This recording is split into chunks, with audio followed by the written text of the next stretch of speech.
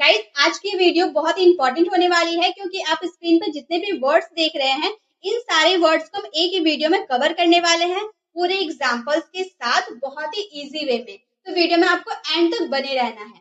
सबसे पहले हमारा जो मॉडल वर्ब है वो है कुड। कुड का हिंदी मीनिंग होता है सकता था, सका या पाया। जब हमारे हिंदी वाले सेंटेंस ऐसे रहते हैं ना कि मैं वो कर सकता था, मैं वहां जा सका, मैं यह काम कर पाया। सकता था मतलब आपको समझ में आया कि ये पास्ट में हम यूज करेंगे। और जब हम सकता है बोलेंगे, यहाँ पर था कि ये पास्ट के लिए है। जब हम प्रेजेंट की बात करेंगे सकता है, तो वहां पे हम इसकी जगह कैन का यूज करेंगे। ये मैंने आपको मॉडल वर्ब में काफी अच्छे से एक्सप्लेन किया है। तो यहाँ तो हम पास्ट की बात करें, सकता था, मैं वो काम कर सकता था, तो यहाँ पे हम सकता था के लिए कुड का यूज करेंगे। या फिर आपके हिंदी वाले सेंटेंस में सका, पाया, मैं वो कर सका, मैं यह कर पाया, इस वाले सेंटेंस में आपको कुड का यूज, जैसे मान लो मैं कह रही हूँ मैं समय पर नहीं पहुंच सका, इसका अगर इंग्लिश बनाने जाए तो हम बोलेंगे I could not reach on time. मैं समय पर नहीं पहुंच सका, I could not reach on time. मैं तुमसे मिल सका मतलब मैं तुमसे मिल सका या मैं तुमसे मिल पाया, I could meet you, I could meet you. मैं तुमसे मिल सका, वर्ब के फर्स्ट फॉर्म का यूज हम करेंगे।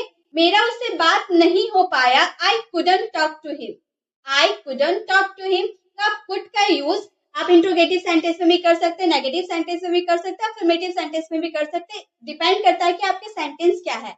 अगर आपके हिंदी वाले सेंटेंस में सकता था, सका, पाया आ रहा है, तो आप उसमें कुड का यूज कीजिएगा। आई होप आपको कुड समझ में आ गया। चलिए अब नेक्स्ट है हमारा वर्ड शुड।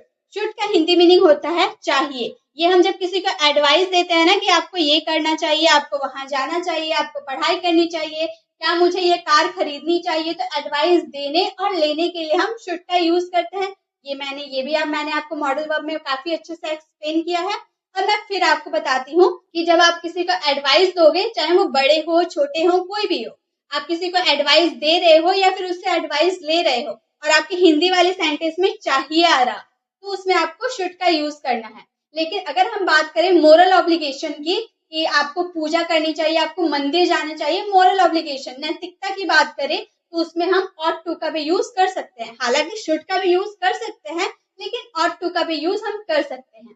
चाहिए वाले सेंट ऑट टू का जब हम यूज करेंगे कि आपको मंदिर जाना चाहिए, तो उसमें भी चाहिए आएगा, तो आपको देख के घबराना नहीं है। वहां पे आपको शुड की जगह ऑट टू का यूज कर देना है। ठीक है, तो जैसे अगर मैंने कहा तुम्हें स्कूल जाना चाहिए, मैं आपको एडवाइस दे रही हूँ कि तुम्हें स्कूल जाना चाहिए, यहाँ भी वर्ब के फर्स्ट फॉर्म का यूज करेंगे। तुम्हें स्कूल जाना चाहिए, you should go to school, you should go to school. आपको ऑफिस जाना चाहिए, you should go to office. या फिर आप ऑफिस की जगह ऑट टू का भी यूज कर सकते हैं, you ought to go to office. आपको वहां जाना चाहिए, यू शुड गो देयर। आपको यहाँ आना चाहिए, यू शुड कम हियर।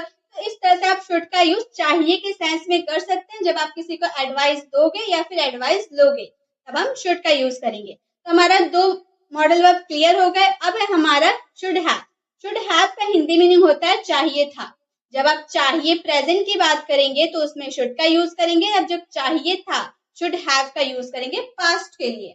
जैसे अगर आपको कहनी हो कि आपको वहां जाना चाहिए था, आपके पास पैसे होने चाहिए थे, पास्ट में। और गाइस, हम शुड हैव का यूज दो तरीके से कर सकते हैं। एक वर्ब के साथ हम कर सकते हैं और एक विदाउट वर्ब के साथ कर सकते हैं, जब हमारा कोई वर्ब ना हो तब। जैसे कि मान लो पहले हम वर्ब के साथ देख लेते हैं कि वर्ब के साथ हम शुड का यूज कैसे करेंगे।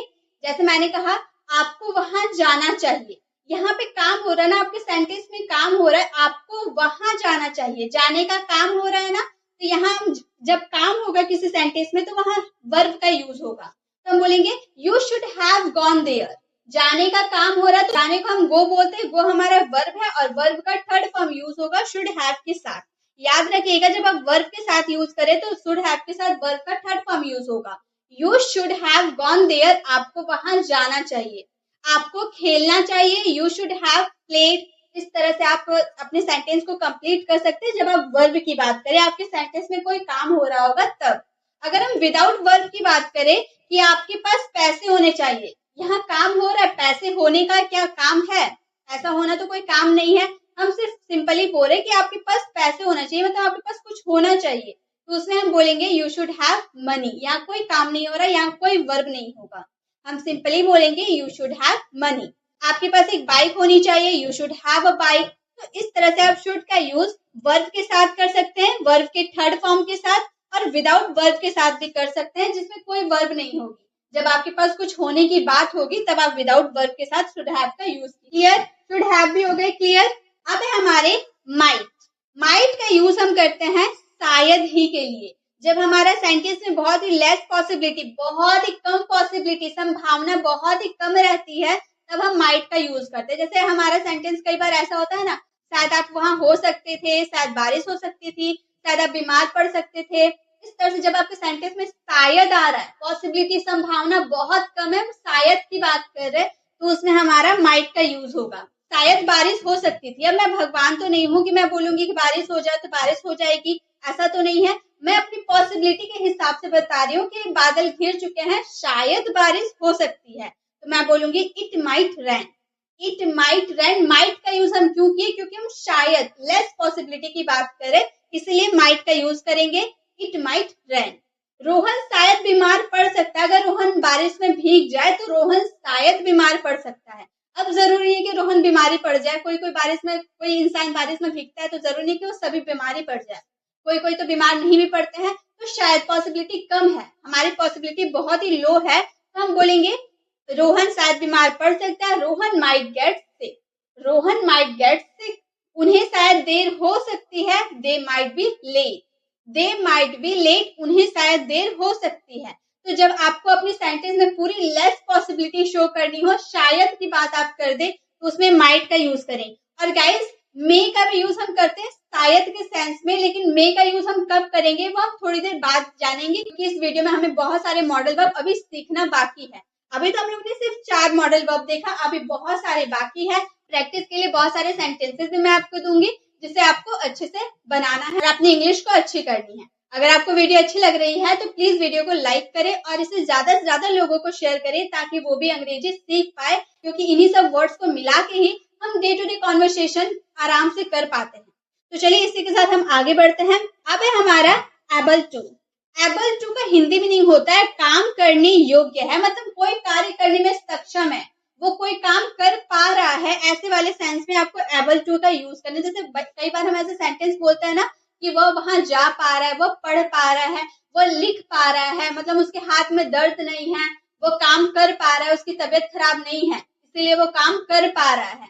तो कोई काम कर पा रहा है, कोई काम करने में योग्य है, तो उसमें हम एबल टू का यूज करेंगे। जैसे मैं पढ़ पा रही हूँ, मतलब मेरी तबीयत खराब नहीं है, अब कल मेरी तबीयत खराब थी, अभी मैं ठीक हूँ, तो मैं पढ़ पा रही हूँ, मैं योग्य हूँ, पढ़ने में सक्षम हूँ, तो मैं बोलूंगी I am able to study. I am able to study. I के बाद हम प्रेजेंट की बात करें, इसलिए एम का यूज करेंगे, उसके बाद एबल टू का यूज करेंगे। ठीक है, तो हम बोलेंगे I am able to study verb के फर्स्ट फॉर्म।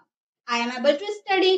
वह चल पा रहा था, कल उसके पैर में मोच आ गया था, फिर भी वो चल पा रहा था। He was able to walk. He was able to walk. वह काम कर पाएगा। हम फ्यूचर की बात करें, पहले हम लोगों ने प्रेजेंट की बात की कि मैं पढ़ पा रही हूँ, I am able to study. Second हम लोगों ने बात की वह चल पा रहा था, पास्ट में he was able to walk। अब थर्ड हम बात करें, वह काम कर पाएगा, फ्यूचर में वो काम कर पाएगा, वो काम करने के योग्य हो पाएगा, तो हम बोलेंगे he will be able to walk।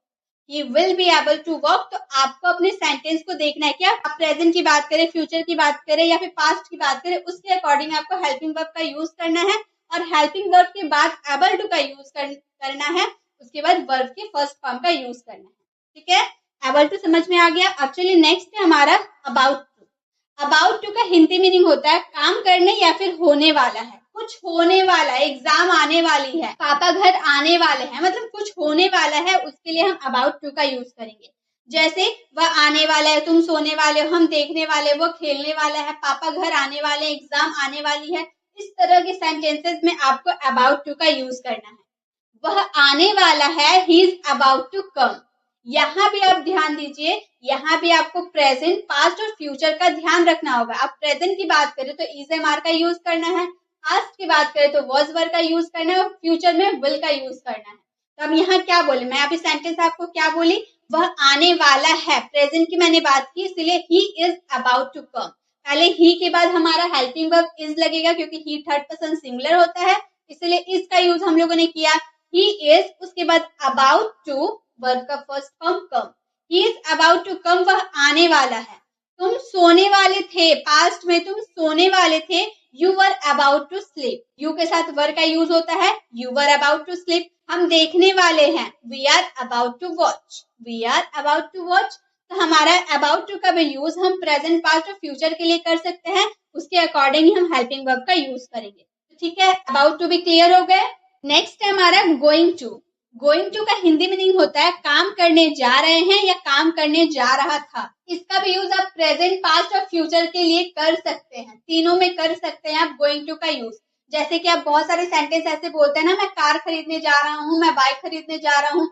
जरूरी नहीं है कि आप जब बोल रहे तभी चल के जा रहे हैं, वैसी बात मैं नहीं कर रही हूँ। जैसे कि मान लो कि आपके पापा बोले हैं कि हम कार खरीदने वाले हैं। अब आप स्कूल गए, आपके फ्रेंड से आपने बात कर रहे और अपनी फ्रेंड को आप बोल रहे हैं कि मेरे पापा ने कहा कि कार खरीदने जा रहे हैं। अब ऐसा तो नहीं है कि जब बोले कि मैं कार खरीदने जा रहा हूँ तभी पैसा उठाए और कार खरीदने के लिए निकल गए। ऐसा मैं नहीं बोल रही हूँ, मैं इतना बोल रही हूँ कि आप अपना प्लान को बता रहे हैं। आप जो आपने डिसाइड किया, आपके पापा ने जो डिसाइड किया, आप उससे अपने फ्रेंड को बता रहे हैं कि हम लोग कार खरीदने जा रहे हैं या फिर मैं कार खरीदने जा रहा हूँ। ऐसे वाले सेंटेंसेस में आपको गोइंग टू का यूज करना है। मैं कार खरीदने जा रहा हूँ, I am going to buy a car, I am going to buy a car. मैं बुक खरीदने जा रहा था, I was going to buy a book. तो इस तरह से आप प्रेजेंट और पास्ट के लिए भी गोइंग टू का यूज कर सकते हैं। अब नेक्स्ट है हैविंग टू। हैविंग टू का मतलब होता है, इसका हिंदी मीनिंग होता है काम करना पड़ रहा है। मतलब कोई काम आप करना नहीं चाहते फिर भी आपको मजबूरी में वो काम करना पड़ रहा है। आपके भाई शादी में नहीं गए तो आपको जाना पड़ रहा है, आप जाना नहीं चाहते हो फिर भी आपको जाना पड़ रहा है, तो उस वाले सेंस में आपको हैविंग टू का यूज करना है। मुझे पढ़ना पड़ रहा है, I am having to study, मैं पढ़ना नहीं चाहता हूँ फिर भी मुझे पढ़ना पड़ रहा है, I am having to study. उसे खेलना पड़ रहा है, वो उसके साथ खेलना नहीं चाहता है फिर भी उसे उसके साथ खेलना पड़ रहा है, he is having to play। तुमको खाना पड़ रहा है, you were having to eat। तो having to का यूज आप वर्ब के फर्स्ट फॉर्म के साथ करेंगे जब आपके हिंदी वाले सेंटेंस में कोई काम करना आपको पड़ रहा है, करना नहीं चाहते फिर भी आपको मजबूरी में वो काम करना पड़ रहा है, तो हम उसमें having to का यूज करेंगे। तो ये भी स्लाइड के हमारे सारे वर्ड्स हो गए क्लियर। फिर हम नेक्स्ट स्लाइड को देखते हैं। may have। may have का हिंदी मीनिंग होता है शायद कर चुका होगा, शायद कर चुका होगा। अब यहाँ भी मैंने माइट में भी आपको बताया था, माइट में भी शायद का यूज होगा, मे में भी हम शायद का यूज कर सकते हैं, लेकिन हमारा फर्क कितना रहेगा जब आप बिल्कुल लेस पॉसिबिलिटी की बात करें, बिल्कुल लेस, बिल्कुल आपको जो पॉसिबिलिटी है ना, संभावना है बिल्कुल कम है, तो उसमें आपको माइट का यूज करना है। लेकिन अगर आपके सेंटेंस में माइट से ज्यादा थोड़ी पॉसिबिलिटी है तो उसमें आपको मे का यूज करना है। मतलब माइट से ज्यादा मे की पॉसिबिलिटी होती है। जैसे मैंने कहा उसके पास शायद कार होगी, अब इसकी पॉसिबिलिटी माइट से ज्यादा है लेकिन उतनी भी ज्यादा नहीं है, माइट से लेकिन ज्यादा है, उसके पास शायद कार होगी, ही मे हैव अ कार। अगर मेरी जो पॉसिबिलिटी होती एकदम लो रहती तो मैं बोलती he might have a car. ठीक है, जब पूरी लेस कम संभावना आपको दिखानी हो तो आप माइट का यूज करें, अगर उससे ज्यादा आपको संभावना आपके सेंटेंस में है तो उसमें मे का यूज करें।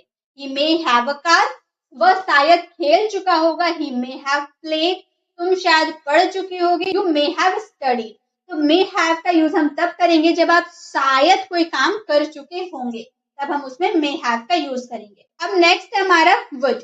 वुड का यूज हम करेंगे करता या फिर करेगा के सेंस में। जैसे वुड के यूजेस तो बहुत सारे होते हैं गाइस, बहुत सारे यूजेस वुड के होते हैं। मोस्ट ऑफ द स्टूडेंट की इसमें दिक्कत हो ही जाती है कि वुड का यूज आके कैसे सेंटेंसेस में करें। अगर आपको नहीं पता है, इसकी मैंने अलग से वीडियो बहुत ही अच्छे से एक्सप्लेन करके मैंने बना रखी है। आपने अगर विजिट नहीं किया है तो आप मॉडल वर्ब की प्लेलिस्ट में जाकर उसे विजिट कर सकते हैं, क्योंकि उसमें मैंने बहुत ही बारीकी से वुड के सारे कॉन्सेप्ट को बहुत ही अच्छे से क्लियर किया है। अगर आप एक बार देख लेते हो तो आप वुड को बहुत ही अच्छे से समझ सकते हैं। तो यहाँ पर भी मैं आपको थोड़ा बहुत समझा दूंगी।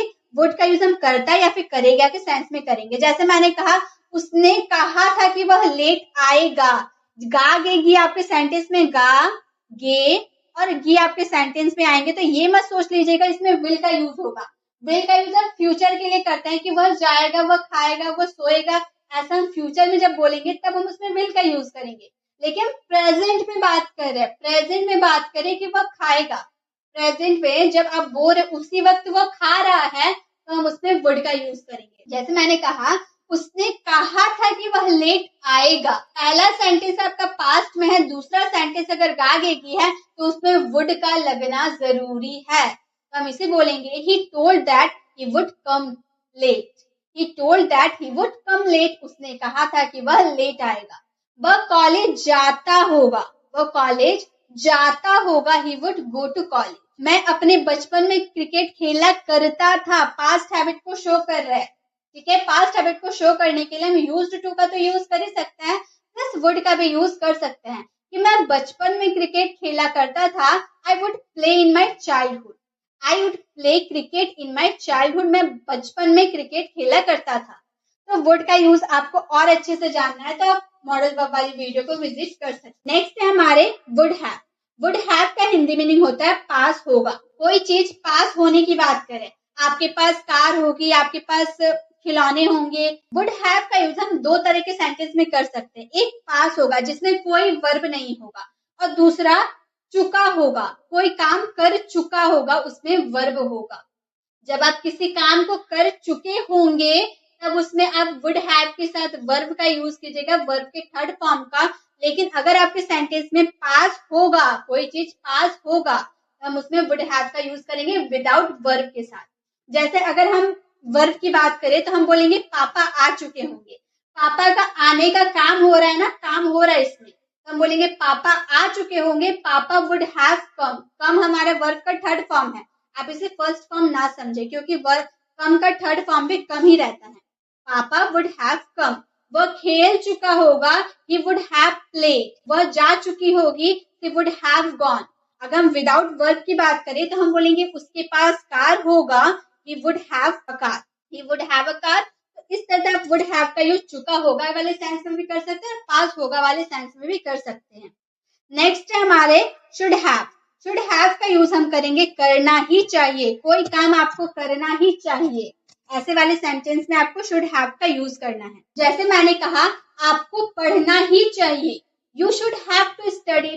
मतलब आपको कोई काम करना ही चाहिए। फोर्स दे रहे आप सेंटेंस में, कोई सेंटेंस में फोर्स दे रहे कि आपको वहां जाना ही चाहिए, आपको पढ़ना ही चाहिए, आपको सोना ही चाहिए, आपको मेरे साथ घूमने जाना ही चाहिए। इस वाले सेंटेंस में आपको शुड हैव टू का यूज करना है।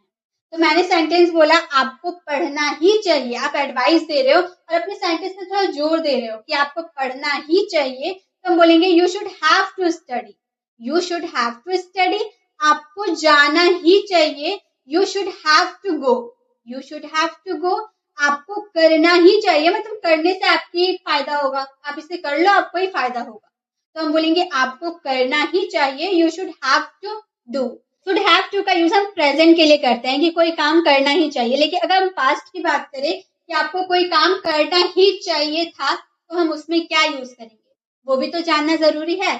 तो जब आप प्रेजेंट में कोई बात बोले कि आपको ये करना ही चाहिए तो उसमें शुड हैव टू का यूज करें। लेकिन अगर पास्ट में आप बोल रहे कि आपको ये काम करना ही चाहिए था तो उसमें आपको शुड हैव हैड टू का यूज करना है। जैसे आपको पढ़ना ही चाहिए था तो हम बोलेंगे you should have had to study. You should have had to study. आपको जाना ही चाहिए था। You should have had to go there. You should have had to go there. मतलब आपको शुड हैव टू की जगह शुड हैव हैड टू का यूज करना है वर्ब के फर्स्ट फॉर्म के साथ ही। तो प्रेजेंट के लिए हम शुड हैव टू का यूज करेंगे और पास्ट के लिए शुड हैव हैड का यूज कर देंगे, उसके बाद टू का यूज होगा। ठीक है, आई होप आपको ये भी अच्छे से क्लियर हो गई होगी। तो अभी तक हम लोगों ने 3 स्लाइड देखे, तीनों स्लाइड में मैंने काफी अच्छे से आपको एक्सप्लेन किया है। अब एक मॉडल वर्ब को मैं आपको होमवर्क के लिए दे रही हूँ। मॉडल वर्ब है हमारा विल हैव। विल हैव को लेकर आपको 3 सेंटेंसेस को बनाना है और तीनों सेंटेंसेस का आंसर कमेंट बॉक्स में करना है। वीडियो कैसी लगी वीडियो को कमेंट में बताना बिल्कुल भी ना भूलें। अगर आपको ऐसी वीडियो चाहिए तो कमेंट में जरूर बताएं ताकि नेक्स्ट वीडियो में ऐसे ही आप लोगों के लिए लाती रहूंगी। अगर आप चैनल पर नए हैं और अभी तक हमारे चैनल को सब्सक्राइब नहीं किए हैं तो जल्दी से कर दे और बेल आइकन को जरूर क्लिक करें ताकि आने वाली वीडियोस की नोटिफिकेशन आपको मिलती रहेगी। मिलते हैं नेक्स्ट वीडियो में, तब तक के लिए कीप लर्निंग।